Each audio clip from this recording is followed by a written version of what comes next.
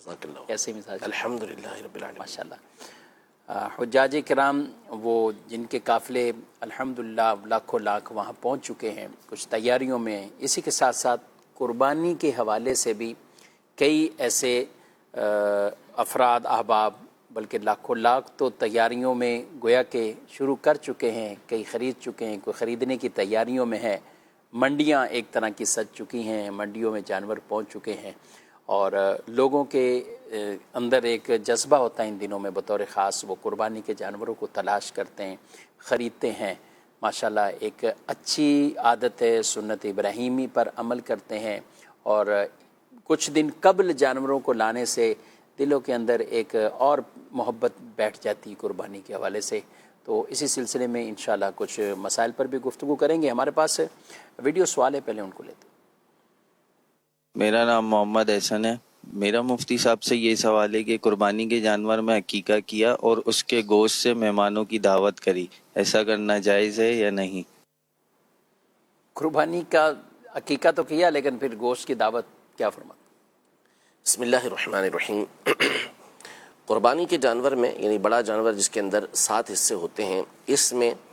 عقیقے کا حصہ اگر شامل کر لیا تو قربانی اور عقیقہ دونوں ہو جائیں گے، کہ دونوں کے دونوں یہ اللہ پاک کی قربت کے لیے، اس کی عبادت کے لیے کام کیے جاتے ہیں. تو اس میں یہ دونوں کام کیے جا سکتے ہیں. نمبر 1 یہ کہ قربانی کے ساتھ عقیقے کا حصہ شامل کر کے، یعنی بڑے جانور میں جس میں 7 حصے ہوتے ہیں اس میں آپ عقیقے کا حصہ شامل کر سکتے ہیں. نمبر 2 یہ کہ اس گوشت سے جو حاصل ہوا ہے اس سے دعوت کرنا، اب وہ چاہے کسی بھی طرح کی دعوت ہو، چاہے ولیمے کی دعوت ہو، چاہے وہ کسی کی برتھ ڈے کی دعوت ہے یا کوئی اور دعوت جو جائز ہوتی ہے، اس میں اس کو استعمال کرنا تو شرعاً یہ بھی درست ہے، اس میں کوئی حرج نہیں ہے. نیاز کرنا چاہیں تو اس کے ذریعے سے نیاز کر سکتے ہیں. اصل جو منع ہونے کی وجہ ہے وہ یہ ہے کہ قربانی اگر اس نیت سے کی گئی کہ میں نے اس سے گوشت حاصل کرنا ہے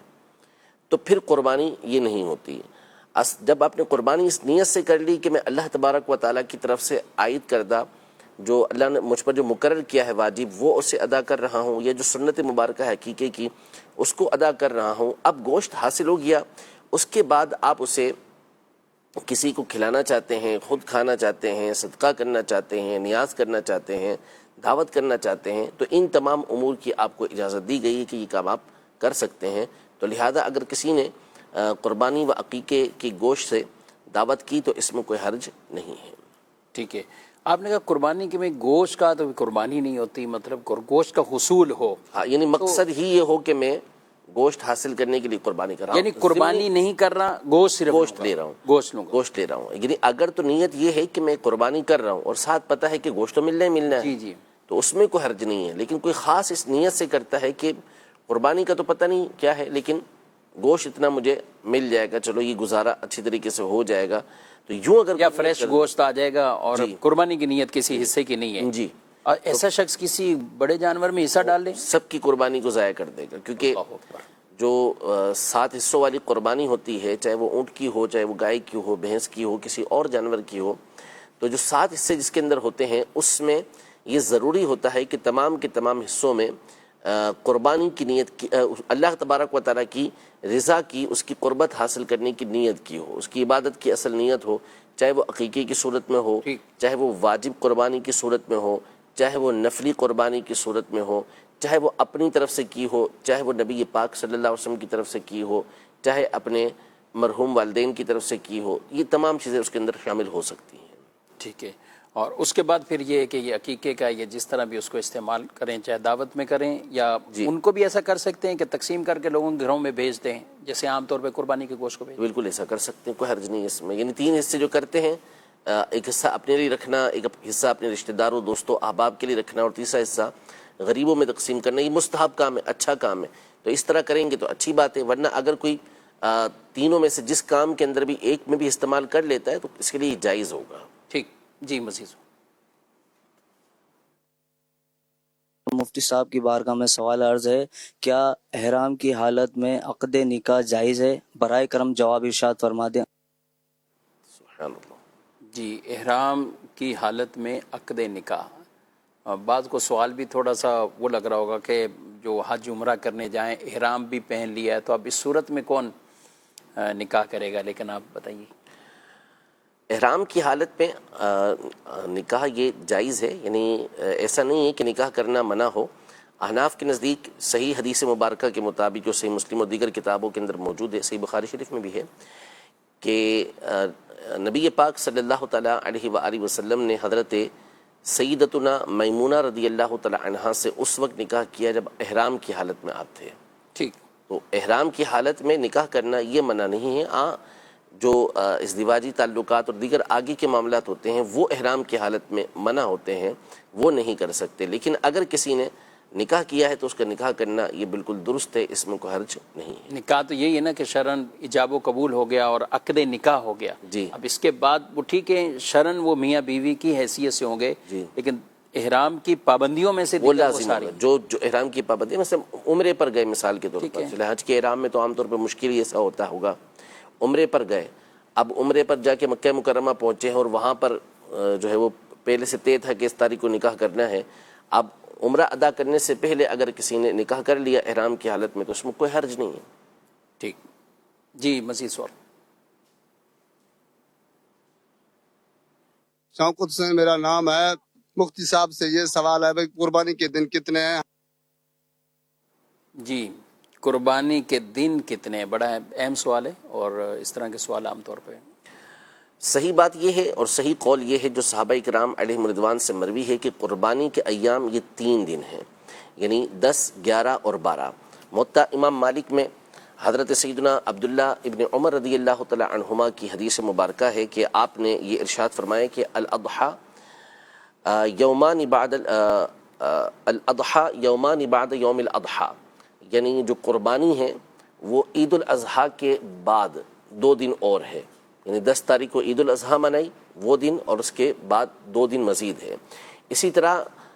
امام طحاوی رحمۃ اللہ تعالی علیہ نے شرح معنی الآثار میں اور اپنی ایک اور کتاب احکام القرآن میں حضرت سیدنا عبداللہ ابن عباس رضی اللہ تعالی عنہما اور حضرت سیدنا انس بن مالک رضی اللہ تعالی عنہ سے یہ حدیث پاک روایت کی ہے کہ قربانی کے ایام جو ہے وہ 3 ہے، یعنی ایک دن عید الاضحیٰ کا اور اس کے بعد مزید 2 دن اس کے ہیں۔ اور بھی صحابہ کرام علیہم رضوان سے سیدنا علی رضی اللہ تعالی عنہ سے حدیث پاک مروی ہے، امام طحاوی رحمۃ اللہ تعالی علیہ نے ہی سے روایت کیا ہے کہ جس میں سیدنا علی رضی اللہ تعالی عنہ نے ارشاد فرمایا کہ النحر 3 ایام، جو قربانی ہے وہ 3 دن تک ہے، یعنی خود سیدنا علی رضی اللہ تعالی عنہ نے اس کی وضاحت یہ فرما دی ہے۔ تو یہ صحابہ کرام علیہم رضوان کے صاف اور صریح اور صحیح سندوں کے ساتھ مذکور آثار ہیں جس میں انہوں نے یہ بات ارشاد فرمائی ہے کہ قربانی یہ 3 دن ہی کی جائے گی۔ باقی اس کے علاوہ جو بعض روایتوں میں تیسرے کے بعد چوتھے دن کا ہے تو اس پر محدثین نے تفصیل کے ساتھ کلام کر کے اس بات کو واضح کیا ہے کہ وہ ساری سندیں ضعیف ہیں۔ تو صحیح یہ ہے کہ 3 دن تک ہی قربانی کی جا سکتی ہے، 3 دن کے بعد قربانی نہیں کی جا سکتی، اور قربانی کا جو وقت شروع ہوتا ہے یہ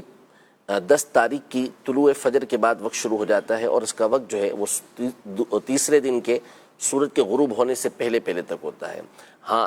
جو شہر کے اندر موجود ہے اس کے لیے یہ ضروری ہے کہ اگرچہ کہ سورج طلوع ہونے کے بعد اپنا وقت شروع ہو جائے گا، فجر کے بعد بھی وقت شروع ہو جائے گا، لیکن اصل یہ ہے کہ جب عید کی نماز ہو جائے اس کے بعد پھر قربانی وہ کرے گا۔ شہر والے پر لازم ہے کہ عید کی نماز ہونے کے بعد پھر قربانی کرنی ہے۔ ہاں، اگر گاؤں کے اندر ہیں جہاں عید نہیں ہوتی تو اس مقام پر جب طلوع فجر ہو گئی، فجر کا وقت شروع ہو گیا، تو اس کے بعد قربانی یہ کی جا سکتی ہے، اور افضل جو ہے وہ یہ ہے کہ عید کی نماز ہو جائے شہر میں، اس کے بعد کی جائے، اور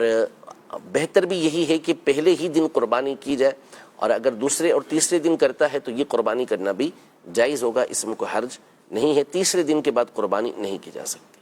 ٹھیک جی، مزید سوال۔ میرا نام عبداللہ ہے۔ میرا آپ سے یہ سوال ہے کہ بعض لوگ کہتے ہیں کہ اگر بچی جوان ہو تو اگر وہ عمرے پہ جانا چاہے تو پہلے شادی کر لے پھر عمرے پہ جائے۔ جی، ہم بچیوں کے حوالے سے کہ لڑکی جب بچیاں بیٹیاں اس طرح پہلے عمرہ نہ کریں، پہلے جب جوان ہو تو پہلے ان کی شادی ہو پھر عمرہ کریں۔ عمرے تک تو بات چل سکتی ہے، یعنی یہ ٹھیک ہو جائے گی کہ اگر مثال کے طور پہ کسی کے پاس اتنی رقم ہے کہ اس نے عمرہ کرنا ہے اور اس کی بچی کی شادی بھی ہونے والی ہے، تو اب اسے اختیار ہے اس حوالے سے کہ چاہے تو وہ شادی کر دے، چاہے تو وہ عمرے پر چلا جائے۔ جو اس کو بہتر لگتا ہے عمرہ کرے گا تو انشاءاللہ سفر کی وجہ سے اس کے لیے برکتیں ہوں گی، تو امید ہے کہ اس کی بچی کی جو شادی ہے اس کے لیے بھی اسباب مزید بن جائیں گے۔ لیکن یہاں بہرحال اسے اجازت ملتی ہے کہ وہ چاہے تو اپنی بچی کی شادی پہلے کر لے، اس کے بعد پھر عمرے کی ادائیگی وہ کرے۔ لیکن جہاں تک حج کا معاملہ ہے، بعض لوگ اس کو حج کے حوالے سے بھی لیتے ہیں اور وہ یہ سمجھتے ہیں کہ حج بھی اس وقت لازم ہوگا جب کہ بچیاں ان کی شادی کر لی جائے، تو یہ بات غلط ہے۔ جس وقت فارم بھرے جا رہے ہیں، آپ کے اوپر حج فرض ہو چکا ہے، اتنی استطاعت آپ کے پاس موجود ہے کہ آپ نے حج پر جانا ہے اور آپ بچی کی شادی بھی کرنی ہے، تو آپ پر لازم ہے کہ پہلے آپ حج ہی ادا کریں گے۔ بچی کی شادی یہ کرنے والی بات رکاوٹ نہیں بنے گی، آپ کو حج ادا کرنا ہوگا، اللہ پاک اس کی برکت سے انشاءاللہ بچی کی شادی کے لیے اسباب بھی پیدا فرما دے گا۔ اچھا، یہ تو اچھی ہوئی رہنمائی ان کو مل گئی۔ سوال یہ ہے کہ وہ جو لڑکی ہے وہ بھی عمرہ نہیں کرے گی، یعنی اگر وہ جوان ہوگی، بالغ ہوگی، تو اب وہ عمرہ نہیں کرے بلکہ جب تک اس کی شادی نہ ہو۔ نہیں، ایسا نہیں ہے۔ اصل یہ ہے کہ سفر ہے تو سفر کے لیے محرم ساتھ ہونا ضروری ہے۔ اب چاہے وہ محرم شوہر ہو، چاہے محرم جو ہے وہ اس کے والد ہوں، اس کے بھائی ہوں، اس کے چچا ہوں، اس کے ماموں ہوں، جو بھی اس کے محارم بنتے ہیں، وہ ان میں سے کسی ایک کا اس کے ساتھ ہونا یہ ضروری ہے۔ باقی اس کے لیے شادی ہونا یہ کوئی لازم نہیں ہے، وہ کرنا چاہے تو عمرہ کر سکتی ہے، لیکن بات وہی ہے کہ محرم ساتھ ہونا یہ شرعی سفر میں ضروری ہوتا ہے۔ ٹھیک، مزید ماں نواز اطاری رحیم یار خان سے، مفتی صاحب سے میرا سوال یہ ہے، ایک شخص نے اپنے گھر کا جانور پالا، جب یہ 2 سال کا ہو جاؤں گا میں بچوں کے حقیقے کروں گا، اب وہ 2 سال سے زیادہ ہو گیا، اب نیت چینج ہو گئی ہے، اس کی قربانی کر لوں؟ جو چھوٹا 1.5 سال کا ہے، جب یہ 2 سال کا ہوگا تو پھر بچوں کے حقیقے کر لوں گا، اس طرح کیا ان کی قربانی اور حقیقے ہو جائیں گے جانور کی نیت چینج کرنے سے؟ اس کے بارے میں شرعی رہنمائی فرما دیجیے۔ جی، کوئی جانور تھا، اس کی نیت کی ہوئی تھی کہ اس سے بچوں کے عقیقے کریں گے، آپ قربانی کرنا چاہتے ہیں؟ اب اس کی نیت چینج کر کے اب ان 1.5 سال کا کوئی جانور اور ہیں، تو اب کہا کہ یہ جب 2 سال کا ہو جائے گا تو اب اس سے عقیقے کر لیں گے۔ نیت کر لی تو کوئی مسئلہ نہیں ہے، اس میں کر سکتے ہیں اس طرح، لیکن بہتر یہ ہے کہ جب نیت کر لی ہے تو جو نیت کی ہے اس کے اوپر ہی عمل کریں۔ ہاں، بعض صورتیں پھر ایک الگ ہوتی ہیں کہ قربانی کی نیت سے کسی شرعی فقیر نے جانور لے لیا، اب اس کے اوپر پھر لازم ہو جاتا ہے، لیکن جو کنڈیشن آپ بتا رہے ہیں تو اس میں کوئی حرج نہیں ہے کہ آپ اس کو قربانی میں استعمال کر لیں اور پھر اس کے بعد جو دوسرا جانور ہے اسے آپ جو ہے وہ عقیقے کے لیے استعمال کر لیں، اس میں حرج نہیں ہے۔ ٹھیک، یہ سوال ہے کہ بہت بوڑھی عورت کیا بغیر محرم جا سکتی؟ عورت 100 سال کی ہو تو بھی نہیں جا سکتی، بغیر محرم؟ بغیر محرم کے نہیں جا سکتی، یعنی جو مسافت شرعی ہے، یعنی اتنا سفر ہے کہ جس کی بنیاد پر حکم یہ دیا گیا کہ اس میں محرم یا شوہر کا ساتھ ہونا ضروری ہے۔ یہ صحیح حدیثیں ہیں بخاری مسلم کے اندر کہ جو اللہ اور اس کے رسول پر ایمان رکھتی ہے عورت، تو اس کے لیے حلال نہیں ہے کہ وہ 3 دن، بعض میں 2 دن اور بعض میں 1 دن اتنی مسافت ہو، یعنی اس کو سمجھ لیں کہ اس دور کے مطابق تقریباً 30 کلومیٹر تقریباً یا اس سے تھوڑا زیادہ، اتنی مسافت جو بنتی ہے وہ ہے کہ جس میں یعنی فاصلہ اتنا بنتا ہے کہ جس میں بغیر محرم کے سفر نہیں کیا جا سکتا۔ تو اب جو عورت ہے وہ سفر اختیار کرے گی، چاہے وہ 100 سال کی ہو، جب اتنے فاصلے پر وہ جا رہی ہے تو پھر اس کے لیے لازم ہے کہ وہ یا تو اس کا شوہر اس کے ساتھ ہو یا کوئی محرم اس کے ساتھ ہو، چاہے وہ بوڑھی عورت ہو یا بہت زیادہ بوڑھی عورت ہو، باہر صورت لازم یہی ہے کہ اس کے ساتھ محرم ہوگا۔ اپنی رشتہ دار خواتین ہوں یا اپنی کوئی با اعتماد ایسے ہی اہل، بعض کا تو ایسا ہوتا ہے کہ بوڑھی عورت ہے تو اس کو محلے کے کوئی بھی جا رہے ہیں تو یہ بوڑھی ہے تو ساتھ چلی جائے، یا یہ بھی ہوتا ہے کوئی اپنے ذمے لے لیتا ہے، نہیں میں اس کی دیکھ بھال میں کر لوں گا،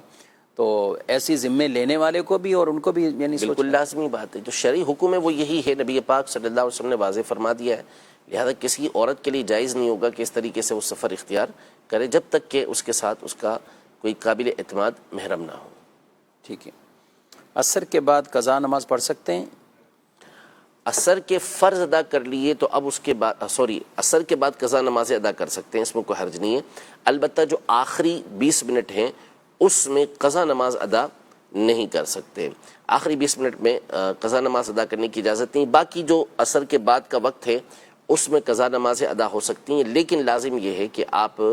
اس انداز میں نہیں پڑھیں گے کہ جس سے لوگوں کو معلوم ہو کہ یہ قضا نمازیں ادا کر رہا ہے. اس لیے کہ جب آپ نے عصر کے فرض ادا کر لیے تو اب اس کے بعد نفل پڑھنا منع ہے. اب آپ مسجد کے اندر مسلسل قضا نمازیں پڑھ لیں تو دیکھنے والے دو ہی باتیں سمجھیں گے کہ یا تو نفل پڑھ رہا ہے جو ناجائز ہے، یا پھر لوگ یہ سمجھیں گے کہ یہ قضا نماز ادا کر رہا ہے، اور قضا نماز کا اظہار بھی یہ ناجائز ہے کہ یہ گناہ کا اظہار اس ہے. طرح ظاہر کرنا. تو اس لیے یا تو مسجد میں ایسے مقام پر پڑھے کہ جس سے لوگوں کو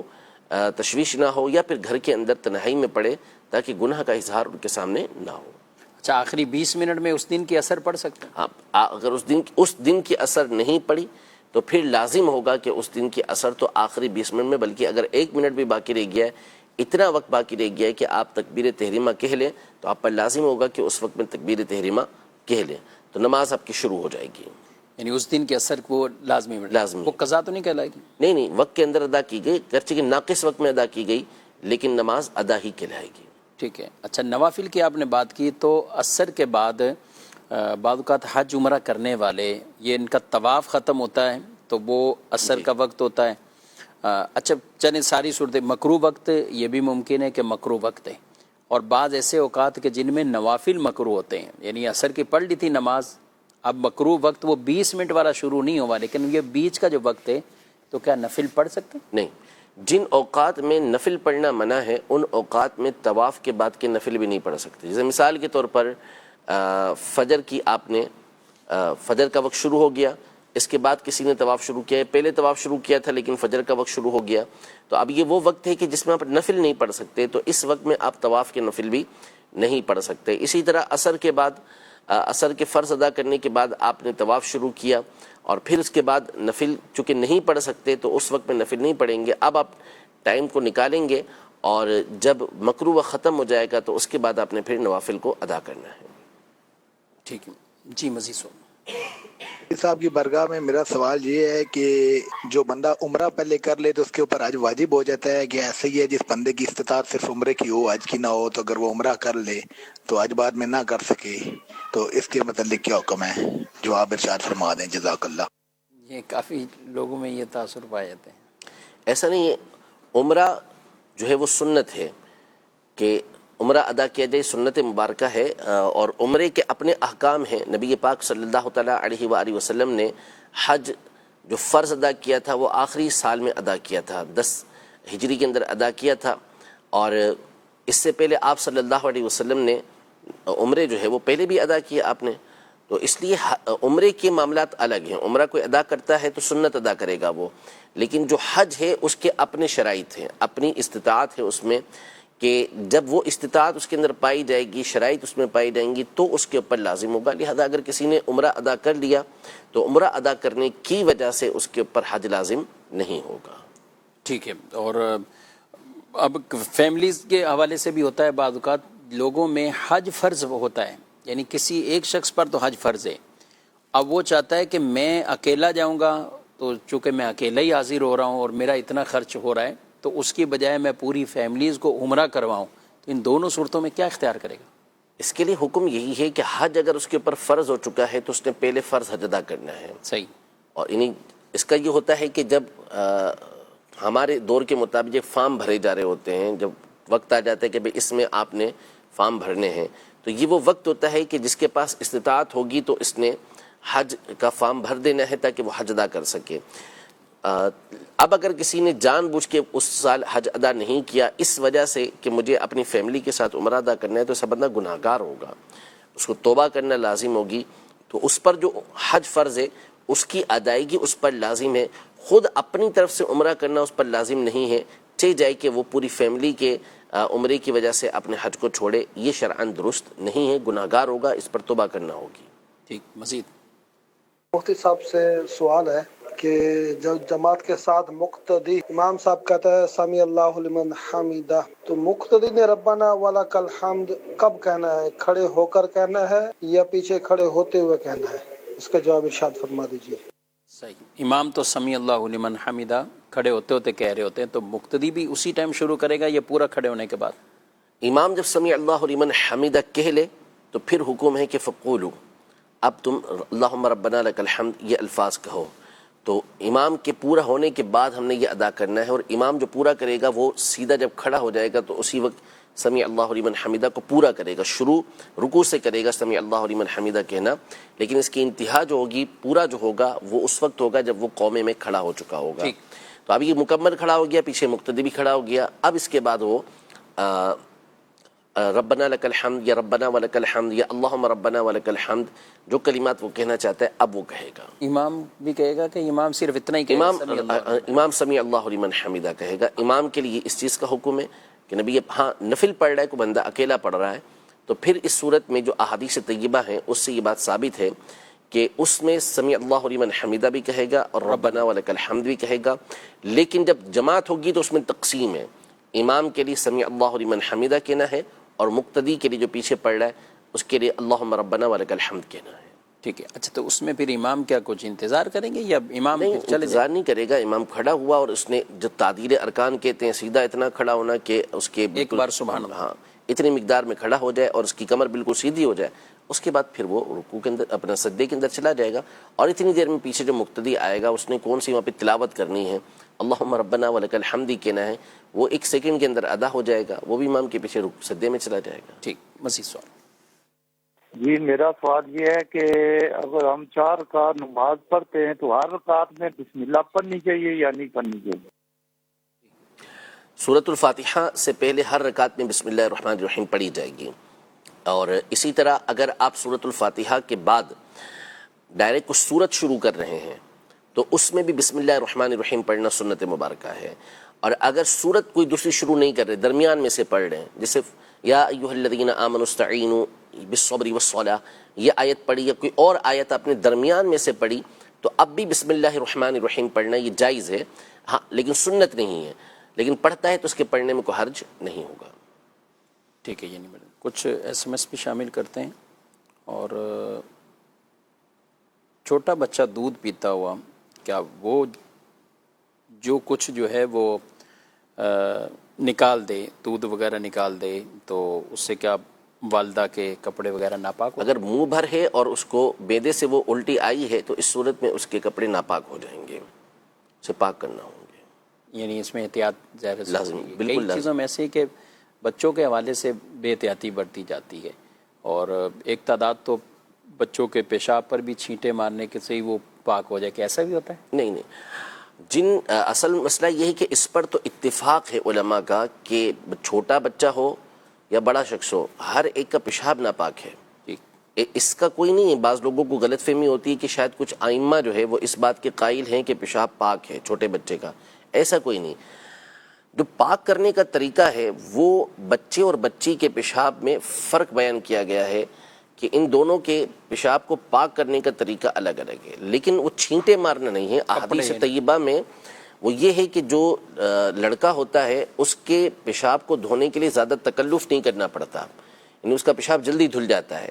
برخلاف لڑکی کے کہ لڑکی کے پیشاب کے لیے مبالغہ کرنا پڑتا ہے۔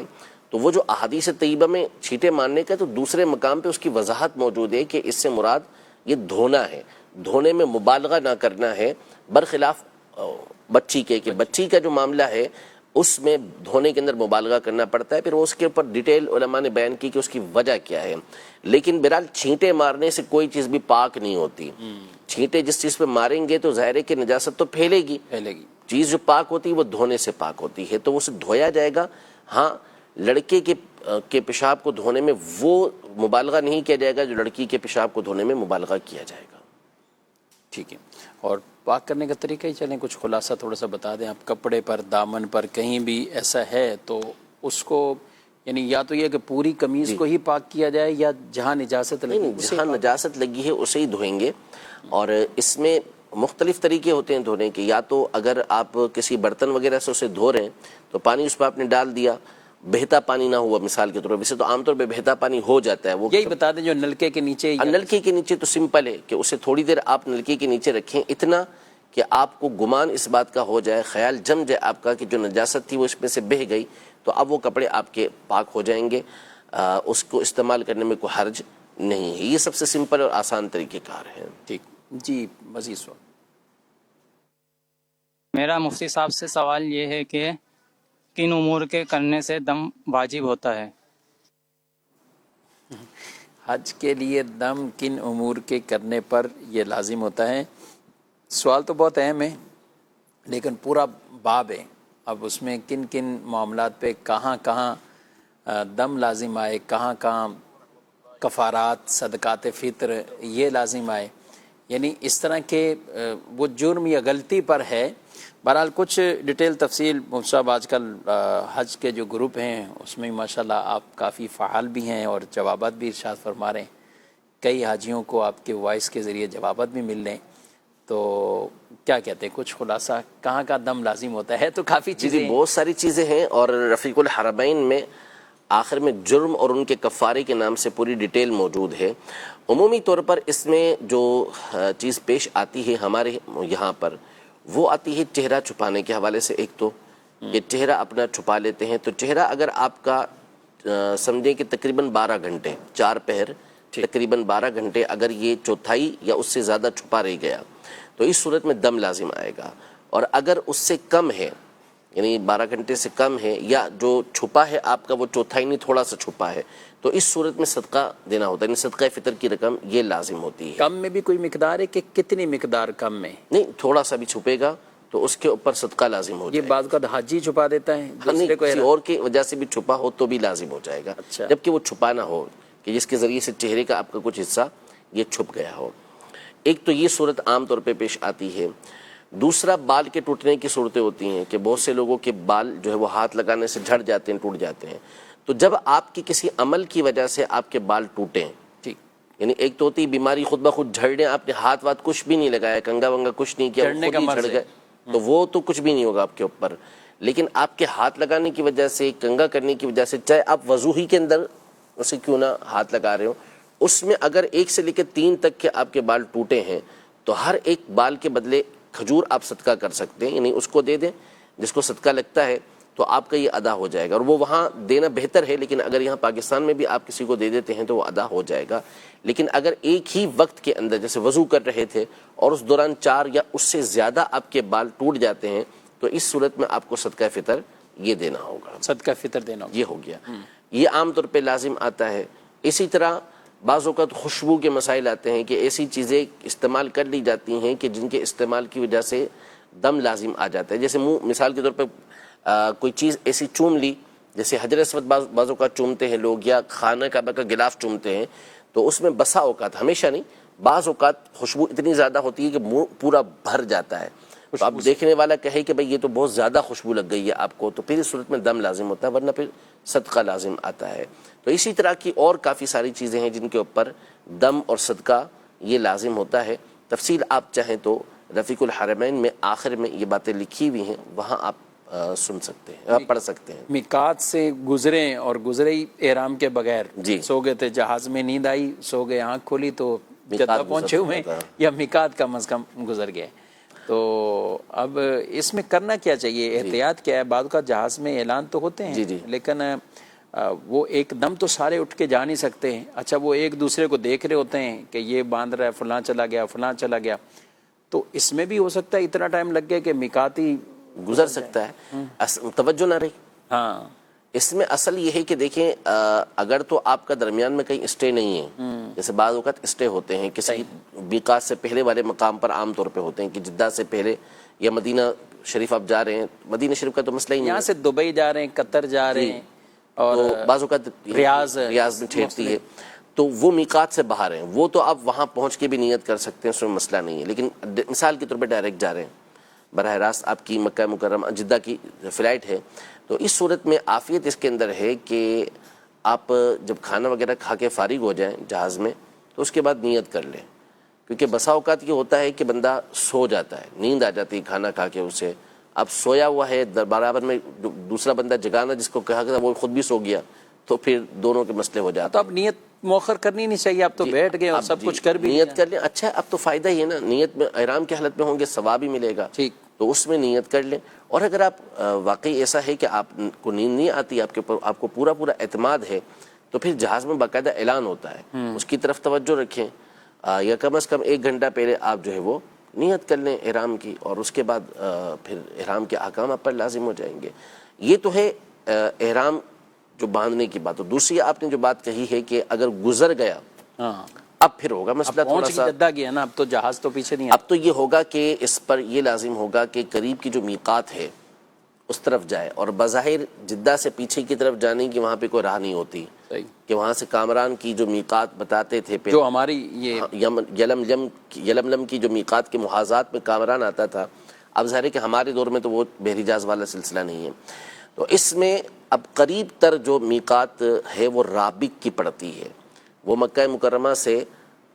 قریب میں آپ کو معلوم کرنا پڑے گا، اور وہاں جا کے آپ کو اب احرام کی نیت کرنا پڑے گی۔ ایسا نہیں ہو سکتا کہ آپ جدہ میں ہی احرام کی نیت کر لیں، یا بعض اوقات ایسا ہوتا ہے کہ لوگ کہتے ہیں کہ ہم مسجد عائشہ جا کے وہاں احرام کی نیت کر لیں گے۔ اگر آپ نے وہاں جا کے احرام باندھ لیا تو پھر تو اب آپ پر دم پورا ہو گیا، اب اس کے ساقط ہونے کی کوئی صورت، دم لازم ہو گیا، دم لازم یعنی ہو گیا۔ دم یہی لازم ہو گیا جب جدہ اترے اور پیچھے کی نیت ان کی نہیں تھی، احرام نہیں باندھا، نیت تو دم تو ہو گیا، دم ہو گیا۔ لیکن یہاں پہ بچاؤ کی صورت یہ ہے، بچاؤ سے مراد دم ساقط ہونے کی، ختم کرنے کی اچھا، صورت ایسے بھی یہ ہے، اعمال ہوتے ہیں کہ دم ہونے کے بعد بھی اس میں کچھ ہے، تخفیف یعنی ختم ہو سکتا ہے دم۔ اب مثال کے طور پہ یہ والی صورت ہے تو اس میں یہ ہے کہ آپ میقات پہ چلے جائیں تو وہاں جا کے آپ پھر احرام کی نیت کر لیں، تو اس صورت میں وہ جو دم آپ پر لازم آیا تھا وہ ختم ہو جائے گا۔ لیکن اب آپ نے مکہ مکرمہ میں جا کے وہاں احرام باندھ کے عمرہ کر لیا تو پھر اس صورت میں تو آپ پر دم پکا ہو گیا، اب دم ساقط نہیں ہو سکتا۔ یعنی دم متعین ہو گیا، اور کن صورتوں میں دم ختم ہو سکتا ہے، تو یہ معلومات لے لینی چاہیے تاکہ اس میں آسانی بھی ہو جائے، اور آدمی اگر غلطی ایسی کر چکا تو اس کا ازالہ بھی ممکن ہے۔ ایسا ممکن ہے، بہت سارے، یہ ایک تو خاص صورت ہے، اور بعض دیگر صورتیں بھی ہو سکتی ہیں، لیکن یہ بہرحال ایک عمومی صورت ہوتی ہے، بالخصوص جو بڑی عمر کے لوگ ہوتے ہیں، خواتین ہوتی ہیں، بعض اوقات اپنی والدہ کو لے کے گئے ہوتے ہیں، والد صاحب کو لے کر گئے ہوتے ہیں، وہ بڑی عمر کے ہوتے ہیں تو بعض اوقات وہ توجہ نہیں رکھ پاتے، سوئے رہ جاتے ہیں، تو اس حوالے سے بھرپور توجہ رکھنا یہ ضروری ہوگا۔ ٹھیک، ناظرین کرام، یہ دم یعنی ایک بکرے یا بکری کی قربانی، جو بھی قربانی کے شرائط، اور وہ بھی حدود حرم میں، یہ ایسا نہیں ہو سکتا کہ دم کی جو قربانی یا دم کی وجہ سے جو جانور ہے تو آپ اسے کہیں کہ پاکستان میں کر دیں، فلاں ملک میں کر دیں، تو ایسا نہیں ہو سکتا، بلکہ یہ حدود حرم میں ہی اس کی قربانی کرنی اور پھر اس کا گوشت فقراء میں تقسیم کرنا ہے، اور یہ اچھا خاصا ظاہر ہے، اس کے اوپر وقت بھی آپ کا لگے گا، تلاش بھی کرنا پڑے گا، اور پیسہ بھی خرچ ہوگا، تو پہلے سے وہ احتیاطیں اگر برت لیں گے تو انشاءاللہ اس کا فائدہ ہی حاصل ہوگا۔ اس کے علاوہ آپ کے کئی اور بھی شرعی مسائل ایسے ہوتے ہیں تو دارالتحفظ سنت سے ڈائریکٹ اگر آپ رابطہ کر لیں گے، دارالتحفظ سنت کا یہ نمبرز بھی اپنے پاس رکھیں، خصوصی طور پر حجاج کرام کے لیے جو نمبر جاری کیا گیا ہے، اور جس پر واٹس ایپ پہ وہ اپنے سوالات بھیجتے ہیں، اور کوشش ہوتی ہے حتی الامکان جلد سے جلد ان کی رہنمائی کر دی جائے، تو یہ نمبر بھی اپنے پاس رکھیں، اور آپ کے جتنے بھی حجاج کرام وہ وہاں گئے ہوئے ہیں یا جا رہے ہیں تو ان کو آپ نمبر یہ دے سکتے ہیں، اور خاص طور پر حج سے متعلق اس نمبر پر وہ اپنے شرعی مسائل پوچھ سکتے ہیں، سفر حج سے متعلق، چاہے وہ سفر، قصر، نمازوں کے متعلق ہوں، عام قربانیوں سے متعلق ہوں، مناسک حج و عمرہ سے متعلق ہوں، تو اس نمبر پر واٹس ایپ کر سکتے ہیں۔ کال کی سہولت نہیں ہے، واٹس ایپ آپ کیجئے، انشاءاللہ آپ کو واٹس ایپ کی صورت میں لکھا ہوا یا وائس کی صورت میں اس کا جواب بھی دارالتحفظ سنت کے مفتیان کرام وہ دیں گے۔ اللہ تعالیٰ آپ کے حج کو وہ مبرور فرمائے اور حج مبرور کی توفیق عطا فرمائے۔ شکریہ مفتی صاحب، جزاک اللہ، اللہ تعالیٰ آپ کے بھی سفر کو مبارک فرمائے۔ اللہ آپ کا سفر بھی شروع ہو رہا ہے، اور مفتی صاحب کا سفر جو ہے کچھ کیا بیانات ہیں، دورہ حدیث یا کیا ہیں، کچھ تھوڑا؟ یہی ہے، جامعات المدینہ میں مختلف مقامات پر بیانات ہیں، اور اسی طرح اسلامی بھائیوں کے درمیان جو ہے وہ اصول حدیث کے حوالے سے بھی کچھ کورس بھی ہے، اصول الجرح و تعدیل کا کورس بھی ہے۔ ماشاءاللہ، مفتی صاحب کا UK کا سفر ہے، اور دعا کیجیے اللہ تعالیٰ خیر و عافیت کے ساتھ ان کا یہ سفر پورا ہو، اور یہ خیر کے ساتھ جائیں، خیر کے ساتھ واپس آئیں، اور اللہ ان کے سفر کو بھی قبول فرمائے، اور جتنی بھی اس میں کوششیں کریں گے دینی معاملات اور تنظیمی طور پر، دینی طور پر جو بھی وہاں پہ تبلیغ فرمائیں گے، دعوت کی یہ کام کریں گے دعوت اسلامی کا، اللہ تعالیٰ ان کو ڈھیر و ڈھیر برکتیں عطا فرمائے، آمین بجاہ نبی صلی اللہ علیہ وسلم۔ ہادی و رہنما ہمارے علماء، ہو کبھی درپیش جو کوئی مسئلہ، پوچھ لیں حاضر ہوں ہم ان کی بارگاہ۔ مدنی چینل مدنی چینل